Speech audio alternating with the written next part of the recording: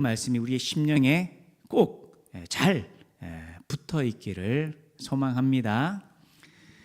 붙어 있다라고 하니까 아주 세상에서 가장 유명한 테이프가 하나, 접착제가 하나 생각이 납니다. 뭔 줄 아세요? 3M에서 나온 포스트잇입니다. 누구나 다 아는, 너무나 세상에서 가장 유명한 그런 테이프죠. 메모지입니다만 원래는 메모지가 아니었습니다. 3M의 연구원으로 있던 스펜서 실버라는 사람이 아주 강한 적착제를 만들고 해서 내놓은 것이 이 포스트잇에 붙어 있는 그 접착제인데, 근데 잘 붙나요? 실패했습니다. 강력 접착제를 만들려고 했는데 잘 붙지 않는 겁니다. 그런데 그것을 실패한 제품으로 버려두는 것이 아니라 동료입니다. 회사 동료 아서 프라이라는 사람이 이거 가지고 찬송가에 메모지로 붙였다 뗐다 쓰면 되겠다, 그 생각을 가지고 활용을 하다가 이제 생각의 전환이 이루어진 겁니다. 강력 접착제가 아니라 붙였다 떼었다 할 수 있는 메모지로 이 제품을 상용화하자. 동일한 제품입니다.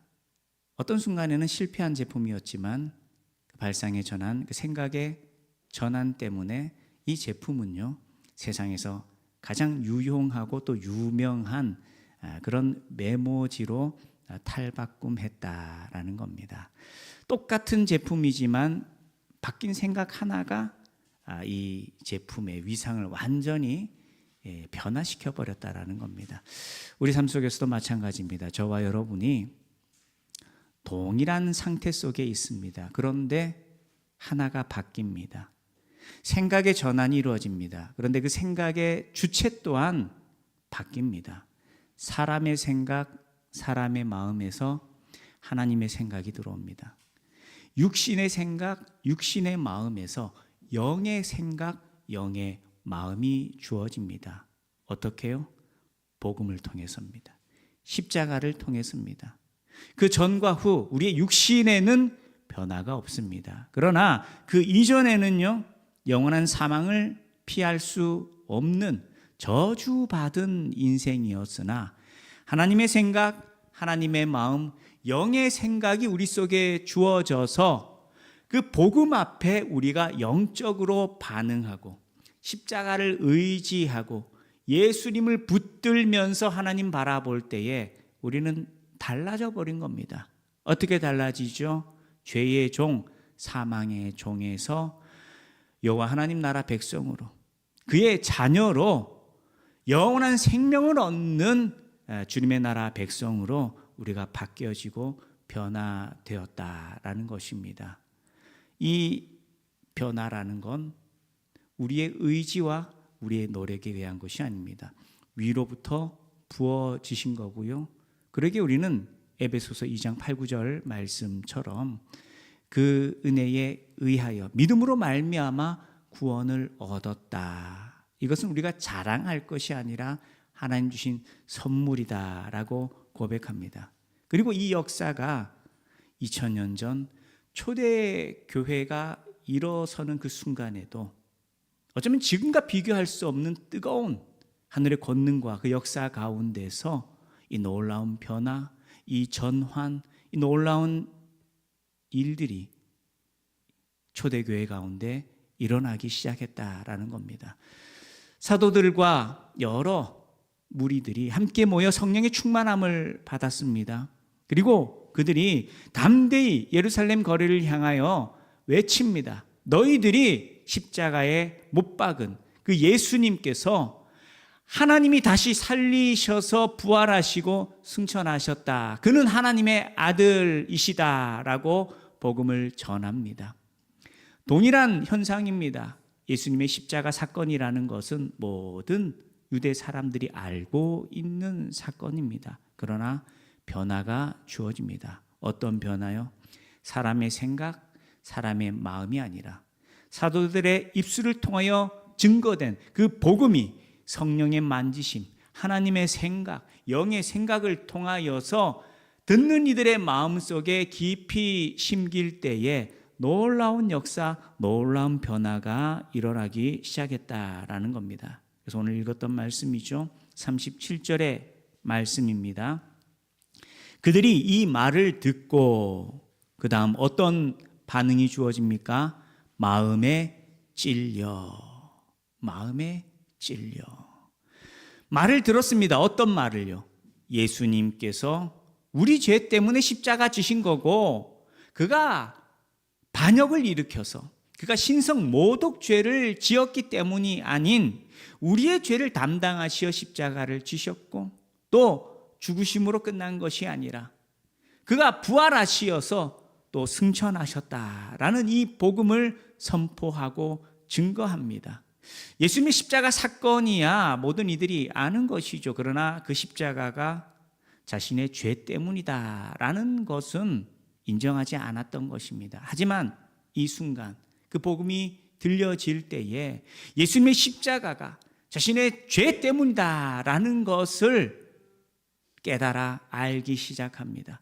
예수님이 죽으심으로 끝난 것이 아니라 하나님이 그를 다시 살리셨고 무덤은 비어 있고 그가 승천하시어서 하나님 보좌 우편에 앉아 계신다라는 그 놀라운 소식을 듣습니다. 그들의 눈으로 확인한 것은 아닙니다. 그러나 성령의 비추심이 그들에게 주어집니다. 그 복음의 말씀이 주어집니다. 그리고 이 놀라운 일들이 사람의 지혜와 이성과 능력으로서가 아니라 하나님께서 행하시는 일들이다라는 것을 알게 해주는 대목이 있습니다. 그것이 무엇일까요?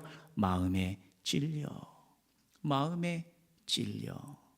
동일한 현상을 두고서 어떤 이들은 예수님은 반역했기 때문에 예수님은 신성 모독을 했기 때문에 죽었다라고 합니다.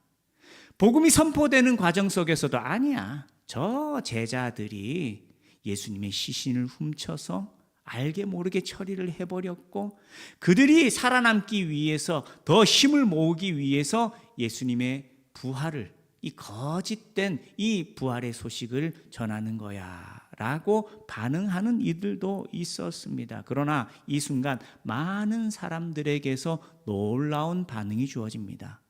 복음이 선포될 때 예수님의 부활의 소식이 증거될 때에 어떤 반응요? 마음에 찔려. 동일한 복음의 말씀을 듣고서 제자들이 예수님의 시신을 훔쳤다라고 오히려 그들을 비방하는 자들이 있었던 반면에 어떤 이들의 마음은 찔려서 내 죄 때문에 예수님께서 십자가를 지셨구나. 예수님께서 부활하셨구나. 그가 진정한 우리의 왕이시구나 라는 것을 깨닫고 그렇다면 나는 어떻게 해야 하나 이 마음의 양심의 가책을 영적인 이 가책을 그들이 느끼고 반응하게 되었다라는 겁니다. 바로 이 마음에 찔리는 이 모습 우리는 이것을 무엇이라고 바꿔 부를 수 있느냐? 은혜다라고 말할 수 있는 겁니다. 복음을 듣고 반응할 수 있는 것. 십자가가 나의 죄 때문이다라는 것. 내가 죄인이다라는 것을 깨닫고 예수님이 부활하시고 승천하셨다. 그 예수님 앞에 이 지은 죄를 가지고서 내가 어떻게 해야 하나라고 마음에 찔리는 이 모습 이것을 가지고 우리는 은혜다라고 고백한다라는 것입니다. 왜냐? 은혜가 아니고서는 복음 앞에 마음이 찔릴 수가 없다라는 겁니다. 말씀을 듣고 감동이 주어집니다. 육신의 생각이 아닌 겁니다. 이건요 영의 생각입니다. 사람의 마음으로 다다를 수 있는 것이 아닙니다. 성령의 인도하심 속에 하나님의 마음이 깨달아질 때에 이 마음의 찔림이 말씀 앞에 온전히 복음 앞에 진실되이 서게 한다라는 것입니다. 그래서 마음에 찔리고서 그들이 사도들을 향하여 묻습니다. 뭐라고 묻죠? 형제들아 우리가 어찌할꼬 하거늘 우리가 어떻게 해야 하냐.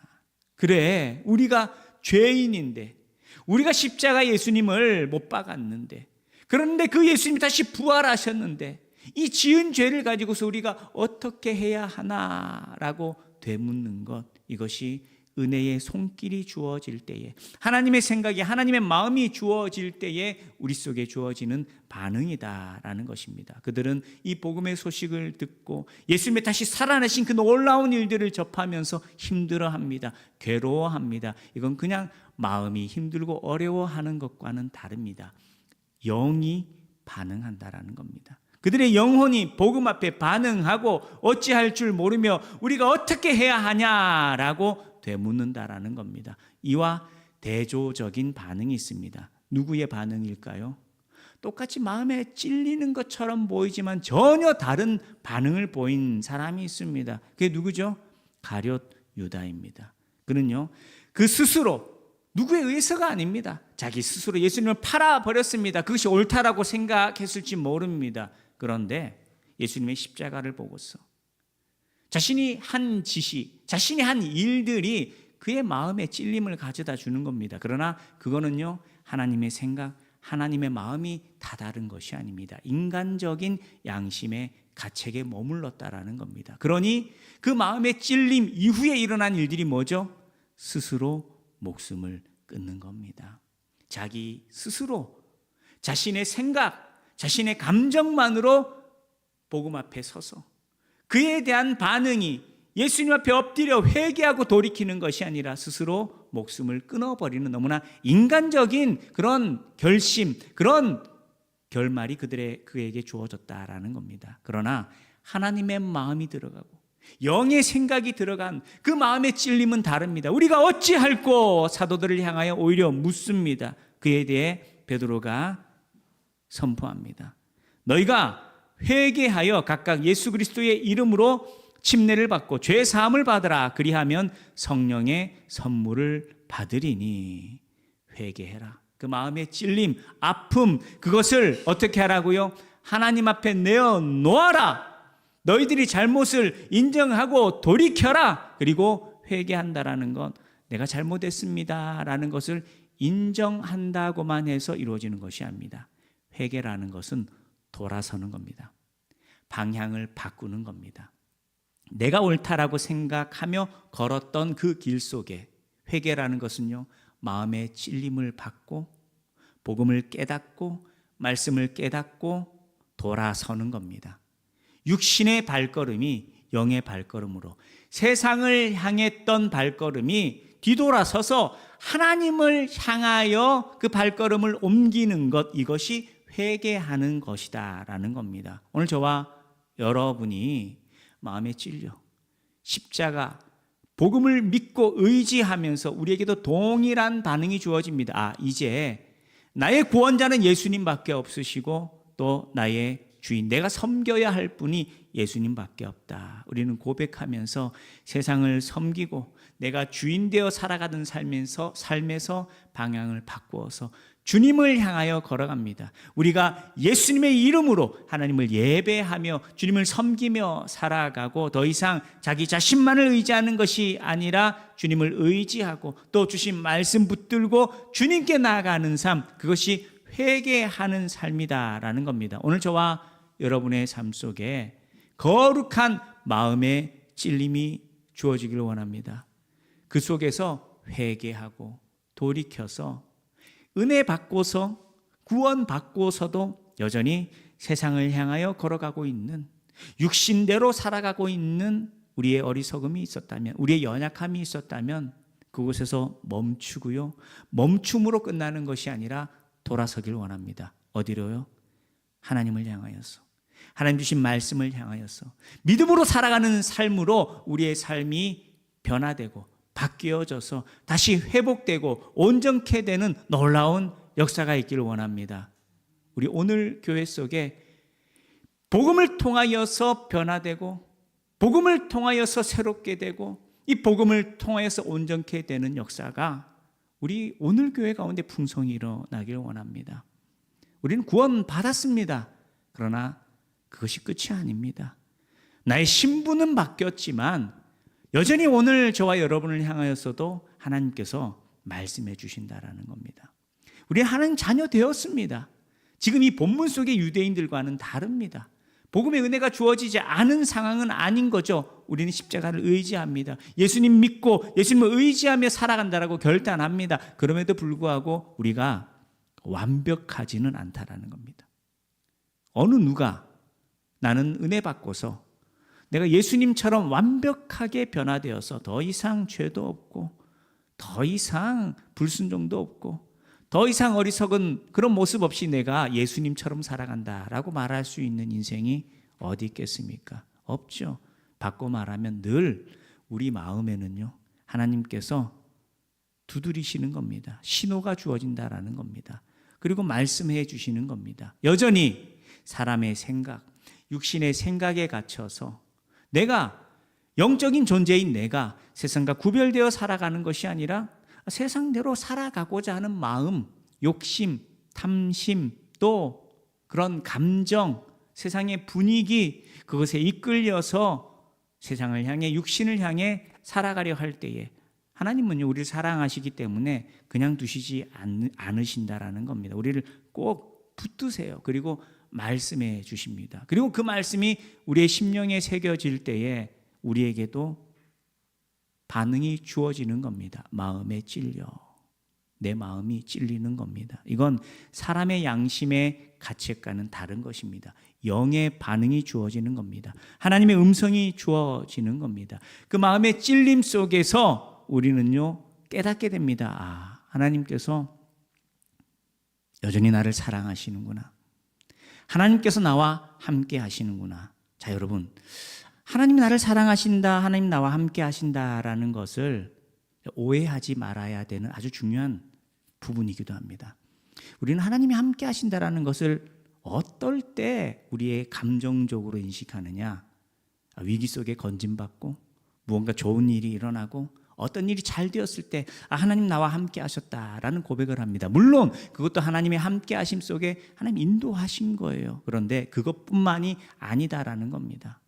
내가 육신대로 살아갈 때, 내가 욕심대로 살아갈 때, 내가 내 생각에만 갇혀 있을 때에 하나님께서 마음의 문을 두드리시면서 하나님 말씀을 부어주시는 겁니다. 성령을 통해 비춰주시는 겁니다. 그럴 때 내 마음이 불편해집니다. 하나님 말씀을 듣는데 마음이 불편해져요. 왜? 내가 그 말씀대로 살아가고 있지 않기 때문에. 마음에 찔림이 있는 겁니다. 그냥 육신대로 살아갈 때 편안했는데 말씀이 주어질 때 내가 뭔가 잘못된 것 아닌가라는 마음의 불편함, 마음의 찔림이 주어진다라는 거죠. 이것은요, 하나님이 함께 하시는 사람에게 주어지는 일입니다. 하나님이 버리신 인생에게는 발견할 수 없는 것입니다. 사울 왕이 그런 삶을 살았습니다. 하나님이 택하시고 하나님 기름 부으셔서 왕으로 세우셨습니다만 그는 하나님을 버리고 말씀을 버리고 오히려 점장이에게 찾아가서 자신이 어떻게 해야 될지를 묻는 사람이었습니다. 영적인 소망과 가능성이 없는 그 인생, 오히려 하나님을 내버리고 세상을 쫓았던 그를 향하여 하나님께서 침묵해 버리셨다라는 겁니다. 그가 기도하고 구할 때에도 하나님께서 응답하지 않으시는 겁니다. 그러나 오늘 저와 여러분에게서는요, 하나님께서 약속하셨습니다. 신약의 시대를 살아가는 저와 여러분에게 예수님의 약속, 내가 세상 끝날까지 너희와 항상 함께 하시겠다. 비록 내가 조금 어긋난 길에 머물고 있을지라도, 내가 조금 욕심대로 또 내가 세상대로 열심히 살아가긴 하지만 말씀 없이 나의 의지만을 가지고 살아가려 할 때에 하나님께서 비집고 들어오시는 거예요. 나는 너를 놓칠 수가 없어. 난 너를 그냥 내버려 둘 수가 없어. 얘야, 내 말을 들어야 해 라고 하나님 말씀을 우리에게 부어주십니다. 그것이 은혜입니다. 그 은혜가 우리에게 불편한 것처럼 느껴질 수 있습니다. 마음에 찔린다라는 것이 내 마음을 아프게 하는 것처럼 여겨질 수 있습니다. 그러나 그건 사람의 생각이 아닙니다. 그건 나를 불행으로 이끄는 것이 아닙니다. 불편하게 하는 것이 아니라 나를 온전케 하려 하시는 하나님의 손길이요 은혜다라는 겁니다. 그리고 더 깊이 그 말씀을 바라보며 우리는 반응할 수 있습니다. 우리가 어찌해야 합니까? 우리가 어찌해야 합니까? 이 한마디, 우리에게 주어진 은혜에 대하여서 주님, 내가 어떻게 해야 합니까? 라고 되묻고 기도할 때에 주님 우리에게 말씀하십니다. 돌이켜라. 방향을 바꿔라. 회개해라. 그리고 다시 복음 위에 굳건히 서라. 예수 그리스도의 이름으로 죄 사함을 받고 성령의 인도하심을 받아라.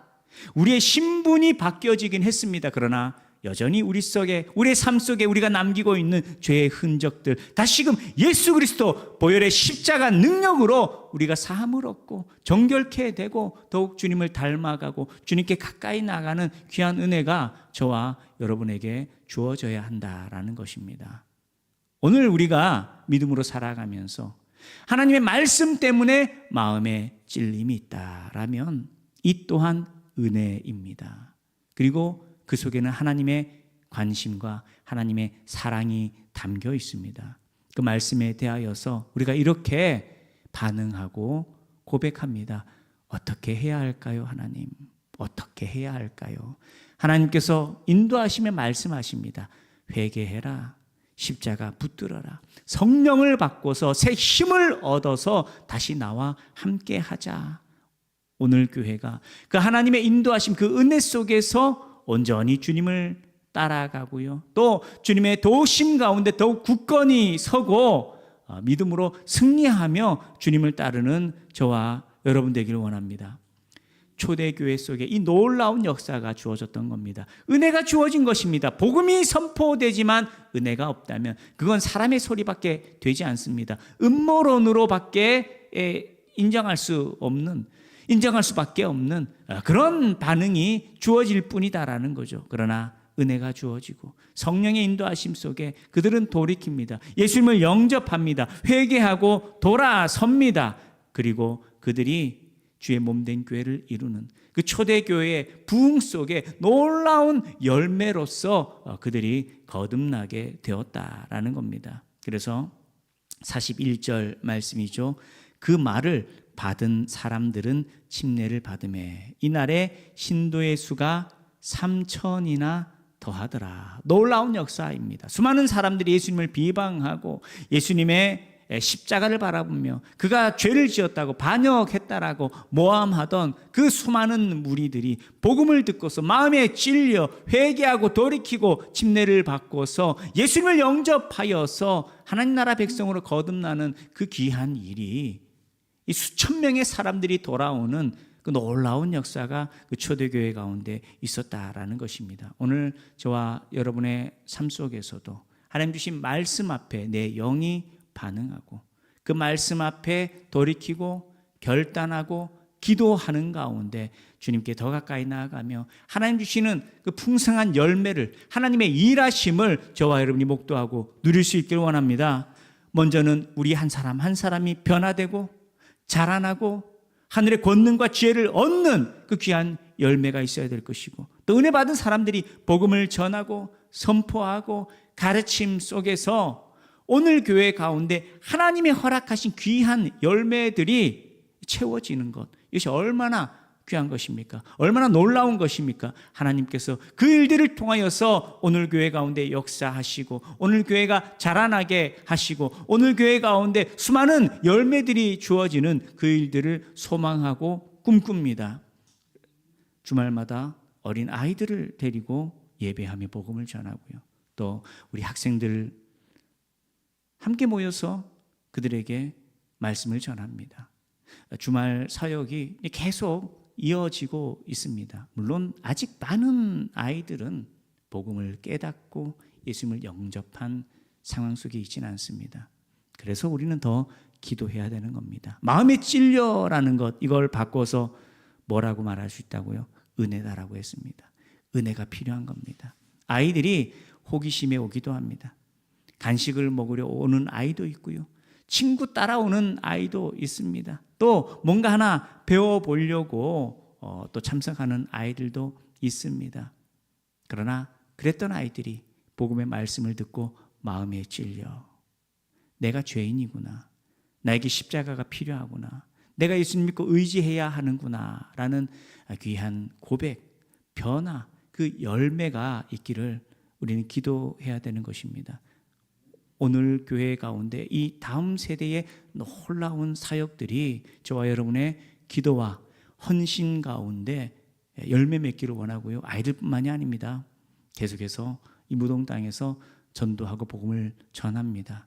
또 우리 성도님들 또한 믿지 않는 가족들, 또 지인들, 이웃들에게 복음을 전하면서 또 내가 복음을 전하는 것이 아직 미숙하다면, 어렵다면 예배에 초대하여서 말씀을 들을 수 있는 자리로 이끄심을 통하여서 그들의 심령 가운데 사람의 말이 아닙니다. 성령께서 함께 하시어서 그들의 심령에 복음이 심겨지고 내가 어찌할꼬 이 놀라운 역사, 놀라운 열매가 주어져서 그들이 예수님 믿고 의지하며 하나님의 사람, 하나님의 자녀, 하나님의 백성으로 거듭나는 귀한 은혜가 있기를 꿈꾸고 소망합니다.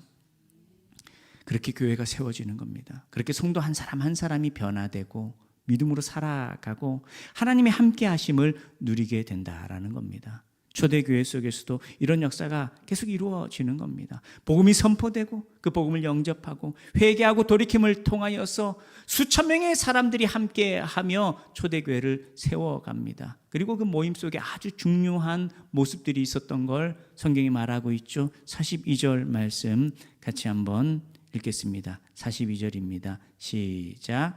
그들이 사도의 가르침을 받아 서로 교제하고 떡을 떼며 오로지 기도하기를 힘쓰니라. 아멘. 이 말씀은 교회가 어떠해야 하는가라는 것을 함축적으로, 압축적으로 그러면서 너무나 구체적으로 말하고 있는 그런 본문입니다. 그들이 그렇게 예수님 영접하여서 구원받은 그 한 사람 한 사람이 먼저는 무엇을 했죠? 사도의 가르침을 받아. 여러분, 교회는요, 말씀이 없이는 결코 일어설 수 없습니다. 우리 흔히들 말하길 사람이 종교성을 가지고 있어서 신앙생활을 하게 된다. 심리학적인 측면에서 그런 말들을 합니다. 그런데요, 기독교는 그것이 아닙니다. 교회는 그렇게 세워지는 것이 아닙니다. 단순히 신적인 존재가 있다라는 그 마음만으로 교회가 세워지는 것이 아닙니다. 교회는요, 복음의 진리 가운데 세워지는 겁니다. 이건 종교성이 있기 때문에 신적인 존재를 인식하려는 것이 아니라 하나님의 함께 하심, 그 하나님의 부재가 우리의 영혼으로 느껴지고 성령의 인도하심 속에 진리를 깨닫기 때문에 예수님 영접하는 겁니다. 그런데 예수님 영접했다라는 것만으로 교회가 온전히 세워지는 것이 아니라 배우고 듣고 말씀을 통하여서 하나님의 어떤 분이시고 또 인간이 어떤 존재이며 은혜 받은 사람이 어떻게 살아가야 하는지, 교회의 의미가 무엇이고 내 인생의 의미가 무엇인지를 말씀을 통해 배워가야 교회가 견고하게 세워진다라는 겁니다. 그래서 초대교회도 사도의 가르침을 받아 말씀을 듣고 배움을 통하여서 그 교회가 잠깐 뜨거움으로 하나 된 것이 아니라 주의 나라, 주의 몸된 교회로서 온전히 세워가지게 되었다라는 겁니다. 오늘 교회 또한 마찬가지입니다. 여러분, 건강한 교회란 어떤 교회일까요? 말씀이 건강하고 풍성한 교회가 건강한 교회입니다. 사람이 많이 모였다라고 해서 건강한 교회가 아닙니다. 사람은 많이 모였는데 말씀이 없으면 그 모임은요, 복음 위에 견고히 서고 또 복음을 위하여 존재하는 교회 되기가 어려운 것입니다. 오늘 저와 여러분의 삶 속에서도 우리 교회 가운데도 말씀의 풍성함이 있기를 원합니다. 우리가 예배 드리면서 말씀을 듣는 것 물론 중요하고요. 이뿐만이 아니라 여러분 일상 속에 말씀을 읽고 혹은 암송을 하고 그리고 묵상하는 삶들, 그리고 교회에서 마련된 여러 순서 또 과정들을 통해서 말씀을 배워가는 그런 삶의 과정들이 너무나 필요하다라는 겁니다. 자, 그러면 여러분이 한번 되돌아보길 원합니다. 내 삶 속에서 나는 말씀을 얼마나 가까이 하고 있나? 여러분, 말씀을 얼마나 가까이 하십니까? 먼저는 예배 속에 깨어서 주의 말씀 귀 기울여 듣고요, 또 묵상하고 기도하길 원합니다. 혹 주일 말씀을 놓칠 때도 있죠. 그렇다면 유튜브에 말씀이 계속해서 예배 실황이 그리고 또 이 설교 부분만 편집되어서 업로드가 되고 있습니다. 여러분 때때로 그 말씀을 듣는 것을 통하여서 예배를 통하여 하나님 주신 말씀을 깊이 새기고 묵상하기를 원하고요. 그리고 설교 말씀뿐만이 아닙니다. 음식은 매일 먹는 거잖아요. 여러분이 읽든지 묵상을 하든지 매일매일 내 삶의 한 일부분을 거룩하게 구별하여서 하나님 앞에 구별하여서 하나님 말씀을 가까이 하는 시간, 그 말씀을 묵상하는 시간, 말씀 붙들고 기도하는 시간이 우리 삶 속에 주어져야 그 말씀 위에 내 영혼이 견고히, 또 우리 교회가 견고히 세워질 수 있다라는 겁니다. 가르침을 받는 것, 말씀을 받는 것, 여러분의 삶 속에 말씀이 견고히 자리 잡기를 소망합니다. 할렐루야.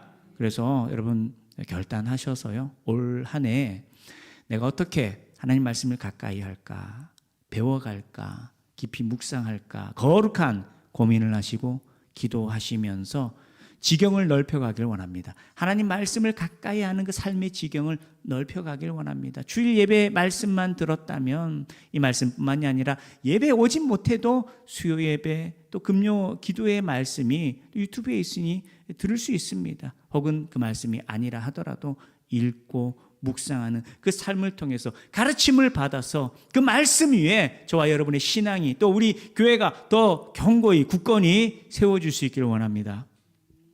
말씀이 있어야 되고요. 또 서로 교제하는 것, 친밀하게 연합하고 하나 되는 것이 교회의 모습입니다.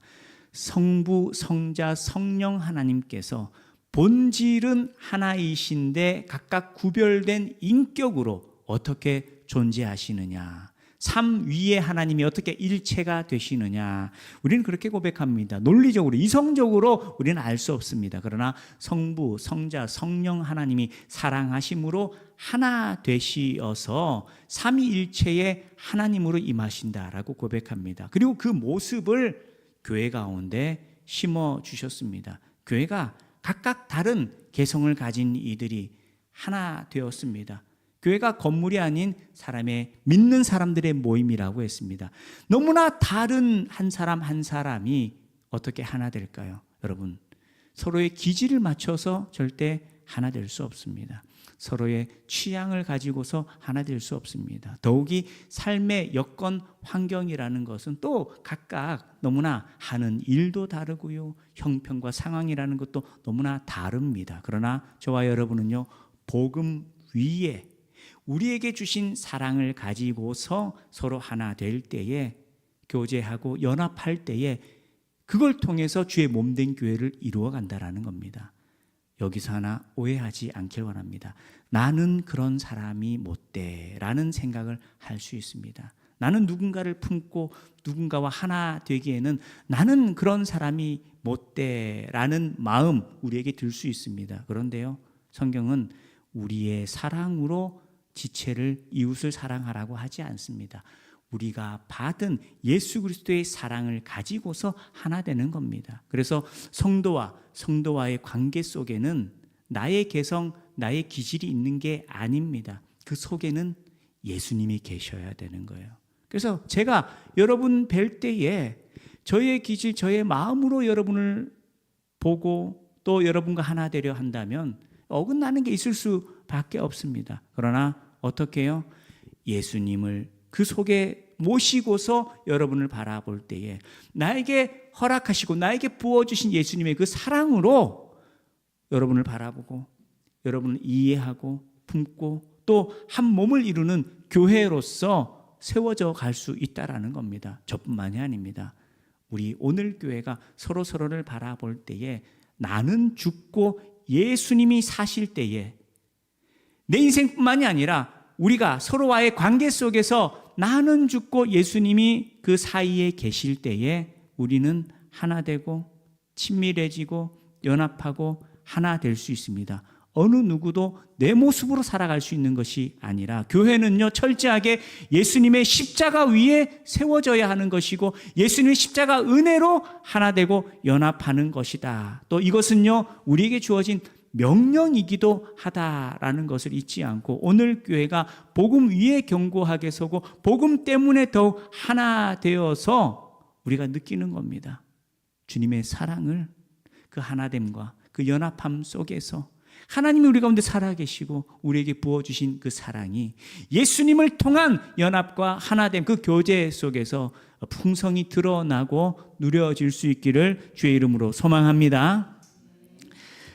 또 그 뒤에 말씀들이 떡을 떼고 오로지 기도하기에 힘쓴다. 성찬에 대한 말씀, 바로 예수님의 십자가와 부활을 기억하고 기념하는 것, 그리고 그것을 의지하여 기도하는 삶. 좀 더 많은 내용들을 기회가 닿을 때에 상세하게 또 나눌 수 있기를 원합니다. 간략히 마무리하자면 결국 우리에게 무엇이 있어야 된다고요? 십자가가 있어야 된다. 떡을 뗀다라는 건 성찬을 말하는 것이고요. 성찬의 핵심은 예수님의 십자가, 예수님의 부활을 기억하고 기념하는 것에 있다라는 거죠. 그리고 그거를 가지고 기도하는 겁니다. 우리는 예수님 바라보면서 예수님을 기억하면서 교회가 함께 모여 기도하는 가운데, 교회의 문제 가운데 기도의 능력으로 하나님의 함께 하심을 경험하는 것이고, 또 자기 인생의 여러 문제와 자기 자신의 연약함에 대하여서도 예수님 바라보면서 함께 모여 기도함을 통하여서 기도의 능력으로 우리가 변화되고 우리가 기도의 능력으로 승리하고 극복하고 열매 맺는 그러한 하나님의 역사를 바라보게 된다라는 겁니다. 오늘 교회가 말씀 가운데 견고히 서고, 오늘 교회가 예수의 이름으로 하나 되고 예수님의 십자가 부활을 잊지 않고 기억하며 또 그것을 의지하여 간절히 부르짖는 가운데 하나님의 함께하심, 하나님의 놀라운 역사를 우리가 목도하고 누릴 수 있기를 주님의 이름으로 축원합니다. 주신 말씀 기억하시면서